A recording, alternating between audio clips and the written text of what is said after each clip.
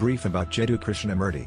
Jiddu Krishnamurti was born on May 11, 1895 in Andhra Pradesh, India. He was an Indian philosopher, writer, and speaker. He was considered to be one of the most important persons in the study of human consciousness.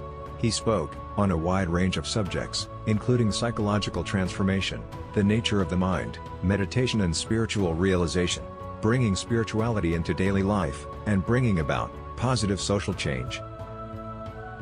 All time's best greatest quotes, by Jiddu Krishnamurti. There is no end to education. It is not that you read a book, pass an examination, and finish with education. The whole of life, from the moment you are born to the moment you die, is a process of learning. In oneself lies the whole world, and if you know how to look and learn, the door is there, and the key is in your hand.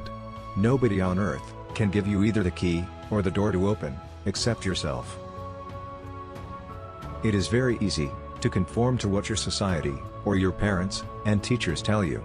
That is a safe and easy way of existing, but that is not living. To live is to find out for yourself what is true. The ability to observe, without evaluating, is the highest form of intelligence. It's beautiful to be alone. To be alone does not mean to be lonely. It means the mind is not influenced and contaminated by a society. I don't mind what happens. That is the essence of inner freedom. It is a timeless spiritual truth. Release attachment to outcomes. Deep inside yourself, you'll feel good no matter what. A cup is useful only when it is empty, and a mind that is filled with beliefs, with dogmas, with assertions, with quotations, is really an uncreative mind. Throughout life, from childhood, from school until we die, we are taught to compare ourselves with another, yet when I compare myself with another, I am destroying myself. Now, when you are aware, you see the whole process of your thinking and action, but it can happen only when there is no condemnation. That is, when I condemn something, I do not understand it. Meditation is the most extraordinary thing. If you know how to do it, and you cannot possibly learn from anybody, and that's the beauty of it. It isn't something you learn, a technique, and therefore there is no authority. Therefore, if you will learn about yourself, watch the way you walk, the way you talk, how you eat, what you say, the gossip, the hate, the jealousy. If you are aware of it, without any choice, all that is part of meditation, and as you go, as you journey, as that movement goes, all that movement is meditation.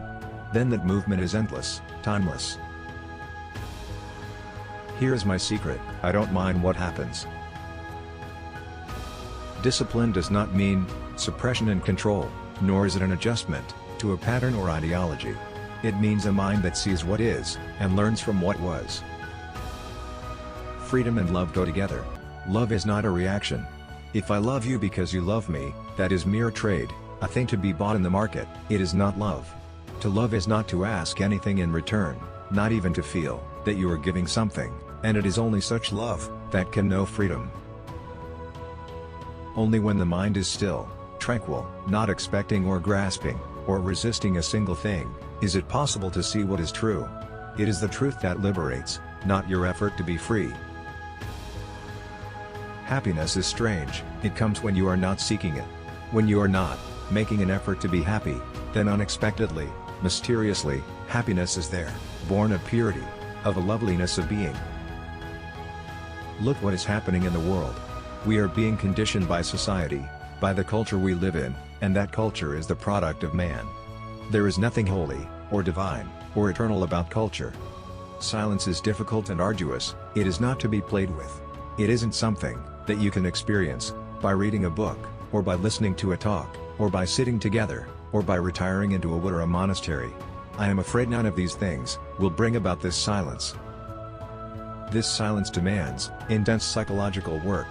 You have to be burningly aware of your speech, aware of your snobbishness, aware of your fears, your anxieties, your sense of guilt.